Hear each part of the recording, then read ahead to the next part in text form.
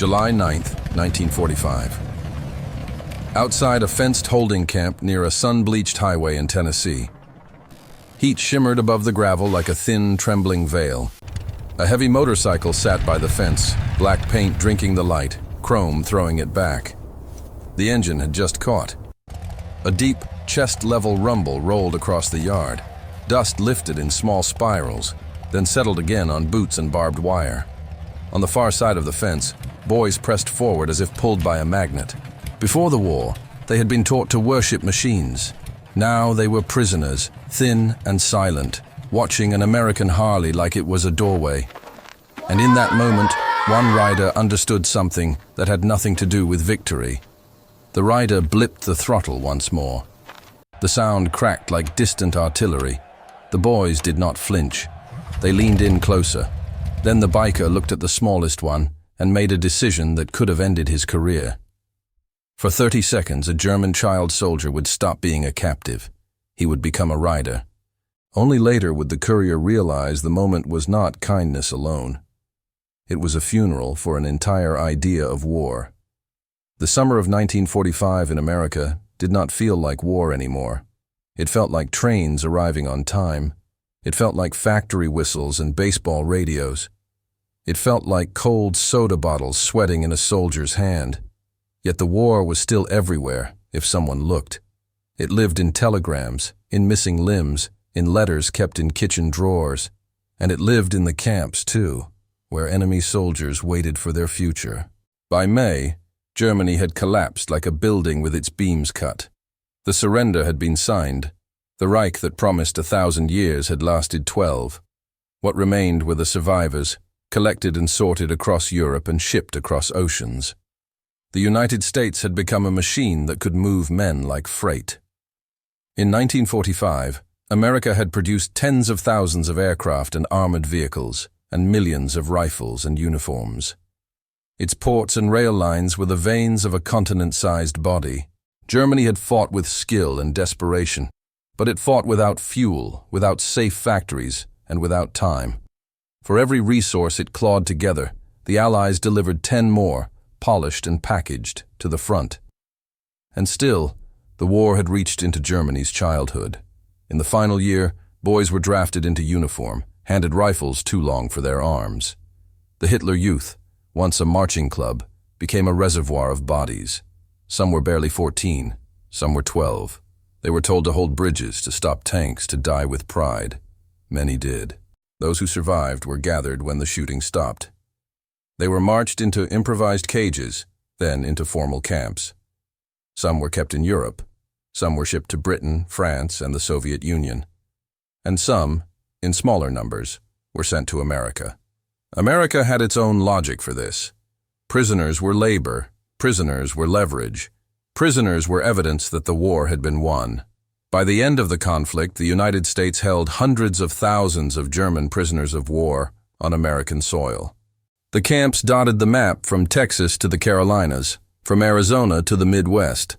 Some were huge, some were converted fairgrounds. Many had fences, watchtowers, and rules designed to prevent both escape and humiliation. On paper, the Geneva Convention applied.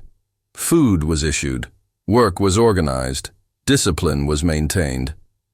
But paper could not measure the feeling of being young and trapped, a world away, with no idea if home still existed.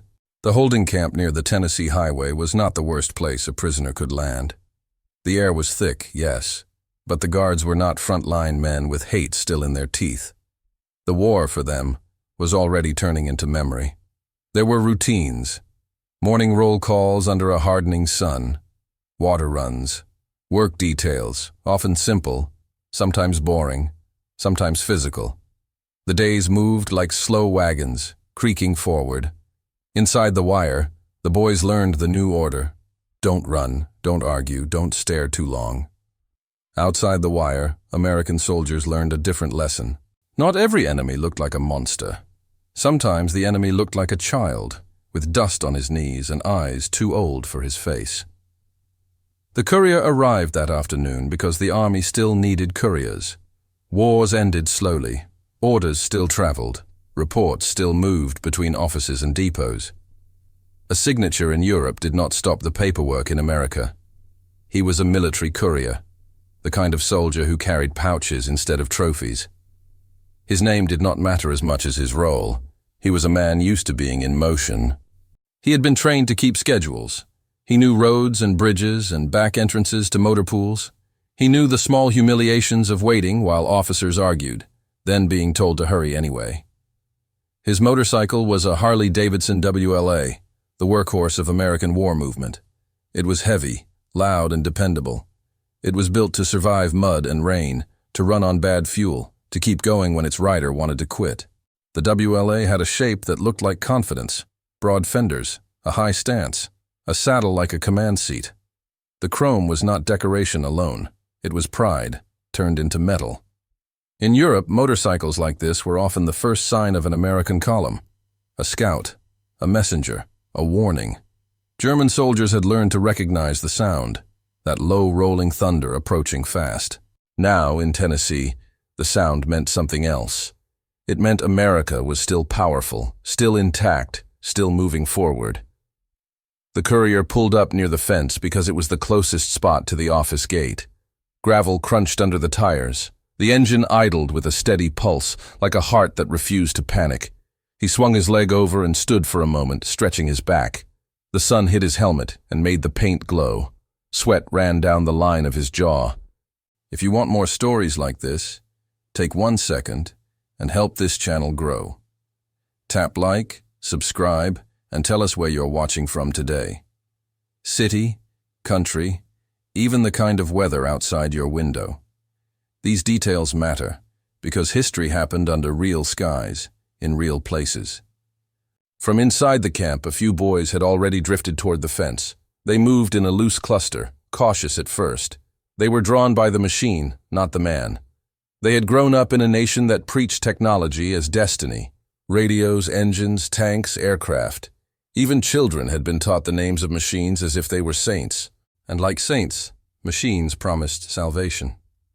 If Germany had the best engines, the best jets, the best rockets, it would win. That was the story they had been fed until it replaced prayer. Now they looked at the Harley's cylinders and the thick tires. They whispered, not loudly, but with urgency. They estimated displacement like it was a secret code. Some of them had repaired bicycles. Some had worked with their fathers on farm tractors before the war took those fathers away. They knew gears. They knew metal. They pressed closer, and the fence creaked under their hands. The wire left faint patterns on their fingers. Their faces carried hunger, but not only for food. They were hungry for normal life. And normal life, to them, sounded like an engine that started on the first kick. The courier noticed them when he reached for his dispatch pouch. He glanced up and saw the line of faces, the thin shoulders, the wary posture. For a moment, his body remembered other fences. He had seen concentration camp footage in newsreels. He had heard rumors from Europe. He did not know what was true and what was exaggerated, but he knew enough to feel uneasy around barbed wire. He also knew these boys were not the SS. They were not older men with cold eyes. They were children, drafted into a dead empire. The guards on duty watched too. Their rifles were slung, not aimed. They were curious, like everyone else. The war had ended, but people did not stop being human. The courier could have waved them away. He could have told them to step back. Regulations existed for a reason. Contact with prisoners could invite trouble. But the courier had been on the road too long to worship rules. He had watched men die from bad decisions made by people who never left a desk. He had learned that sometimes the safest choice was the one that lowered tension, not raised it. He stepped closer to the bike, put one hand on the handlebar, and looked at the boys through the fence. Their eyes tracked his fingers. They followed each movement like students in a workshop. He did not smile yet. He did not speak. He simply kicked the starter. The Harley answered with a cough, then a roar that filled the air like a drum. The vibration traveled through the gravel. The sound bounced off the camp buildings and came back heavier. The boys stiffened, then leaned forward again. Their mouths opened slightly, as if the noise had pulled the breath out. One of them closed his eyes and listened, counting the rhythm. The courier revved the engine once, controlled, not wild. The sound rose, then dropped, like a wave crashing and retreating. The boys' faces brightened in a way hunger could not erase. For a moment, the fence did not exist. There was only machine and sound and the old language of speed. The courier shut the throttle and let the engine settle into its low, steady idle. He watched the smallest boy, the one who stood a half step behind the others. That boy's uniform hung on him like borrowed cloth. His cap sat crooked. His hands stayed on the wire, but he did not press like the rest. He was trying to look brave, trying to look older. He was perhaps 13, maybe younger. The war had ruined the calendar. Children aged fast in bombardments. They learned to read fear before they learned to read books. The courier pointed to him, not sharply, just a gesture, calm and decisive. The boy froze. The others turned to look at him, then back at the courier. A murmur ran through them, a quick ripple of disbelief. The courier motioned again, this time toward the gate where prisoners were sometimes moved for work details. He glanced at the guard. The guard hesitated, then gave a small nod. It was not official permission. It was something older, a silent agreement that this moment would not be turned into a report. The gate opened with a metallic complaint. The smallest boy stepped out slowly, as if expecting a trap. His boots dragged slightly, scuffing the dirt. He approached the Harley like someone approaching an animal that could bite. The courier kept the engine running. The heat from it rose in waves. The boy looked at the bike seat, then at the courier's hands. He did not ask a question. He did not know if he was allowed. The courier tapped the rear portion of the saddle, a simple instruction, given without words. The boy climbed on. He moved stiffly, careful not to touch anything he shouldn't. His arms wrapped around the courier's waist, but loosely at first. The courier adjusted his own posture, grounded his boots, and checked the road. It was a perimeter strip, a short run beside the fence, a place where guards walked and trucks sometimes rolled. He did not plan to go far. 50 yards, perhaps, enough to feel motion, not enough to invite panic. The courier eased the clutch. The Harley rolled forward, slow at first, then smoother. Gravel popped under the tires. The engine deepened, satisfied. The boy's grip tightened instantly. His face pressed close to the courier's back. Then he lifted his head, and the wind hit him, warm and alive. They moved along the fence line. The other boys ran inside the wire, matching them on foot, laughing without meaning to. Their laughter surprised even them. The Harley's exhaust note became a moving thunder, a sound that belonged to highways, not camps. Dust trailed behind like a banner. The courier kept it steady, not fast, but fast enough to make the boy feel the pull. The world slid by in a blur of fence posts and sunlit grass. The boy's mouth opened into a grin so wide it looked painful. His eyes shone. For those seconds, his body forgot the camp, forgot the uniform, forgot the war's end. He was not a prisoner. He was not a defeated enemy. He was simply a boy on a machine that could outrun sorrow. The courier turned after the short run, careful, controlled. He brought the bike back along the same strip, engine still strong. The boy's laughter came out as a strange sound, half joy, half disbelief.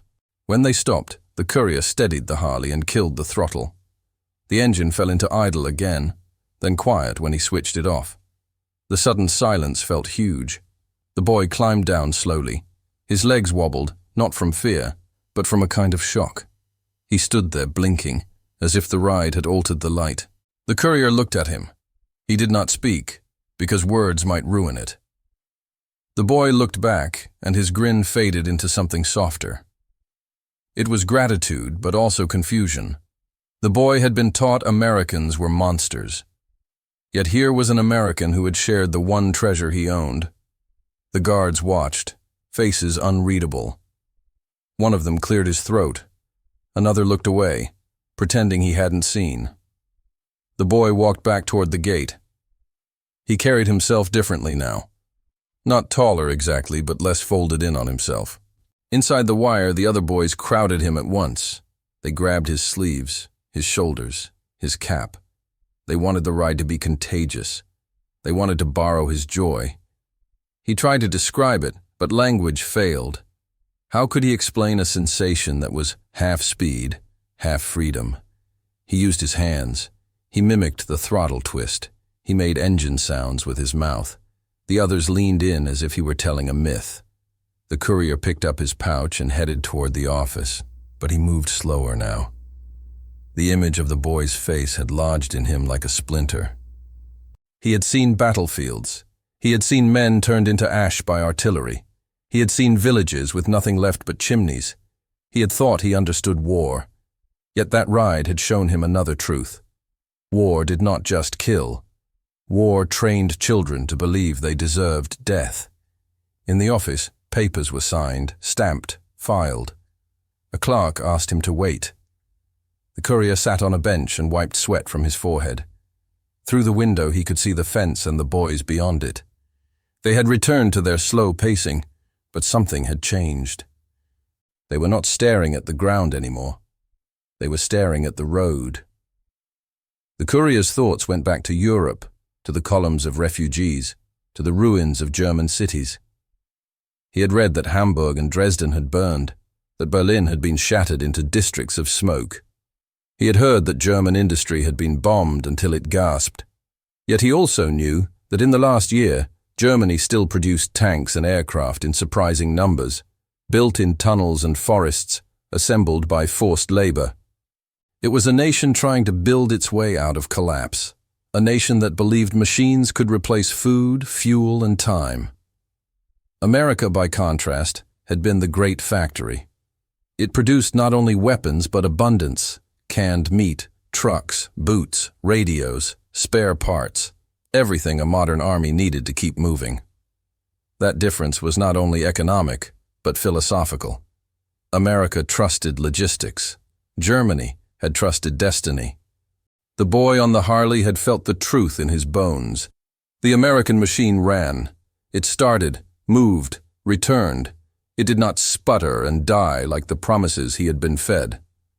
Outside, the sun slid lower, turning fence wire into thin lines of fire. Long shadows stretched from the barracks, and when a truck backfired somewhere in the distance, a few men flinched anyway. The courier finished his paperwork and returned to the bike, resting a hand on the warm saddle while oil and dust hung in the air. The machine was simple, yet it had carried a message without words. The boys stood in small clusters now, watching him with quiet intensity. They did not beg. They did not shout. They were learning a new habit, waiting. The courier knew he could not give them freedom. He was not a judge or a politician. He was a man who moved envelopes between people with power, but he could give them something else. He kicked the starter and the Harley roared alive, heads turning across the yard like sunflowers tracking light. He rolled closer to the fence and raised a hand, open palm, not a salute, not a threat. A tall boy stepped forward, maybe 16, his face already hardened by loss. But the courier did not choose him. He had chosen the smallest first for a reason. Children were easy to turn into symbols. The Reich had done it, dressing them, drilling them, sending them to die for adult fantasies. The courier wanted the symbol to become a child again, if only for seconds. He looped around the perimeter road and returned. The smallest boy still clung to the wire, fingers pale. The courier cut the engine and silence rushed back in. He pointed to the boy, then to the saddle. The gate opened and the boy ran, climbing on with new certainty, arms tight around the courier's waist. They rode again, another short burst of motion. Dust lifted, sunlight flashed on chrome, and laughter rang out, louder than before. The guards did not intervene. Perhaps they saw what the courier saw, that the boy was not escaping. He was returning. When they stopped, the boy slid off and stood at attention without meaning to, his body remembering drills before he laughed at himself and relaxed. The courier nodded once and the boy nodded back, and something shifted, not in the war, which was already finished, but in the story the boy carried inside him. The courier mounted up and rode toward the highway, while the boys watched until the bike shrank to a dark speck and vanished. The camp resumed its routines: roll calls, work details, long afternoons. But a new story lived inside the wire now. It did not begin with a rifle. It began with a motorcycle. The smallest boy told it again and again. The vibration through the seat, the way the air pressed against his face, how the fence posts blurred.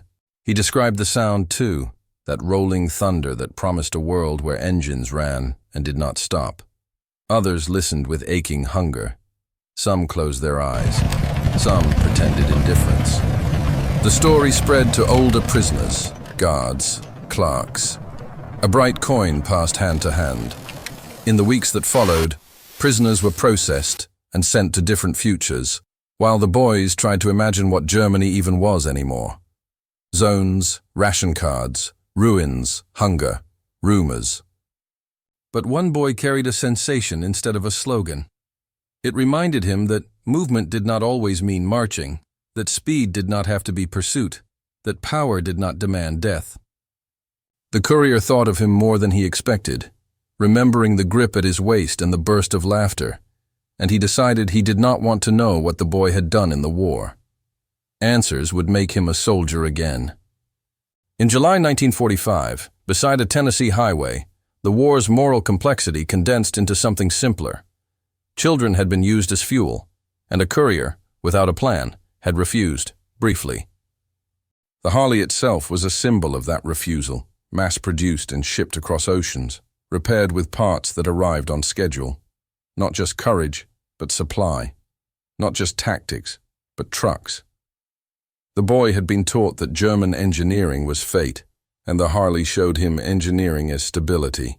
It started, it ran, it came back.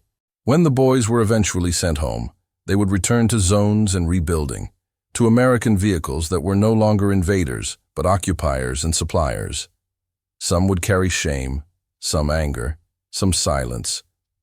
But one boy would remember chrome in Tennessee sunlight, hot oil, thunder in his ears, and that an enemy had treated him like a human being.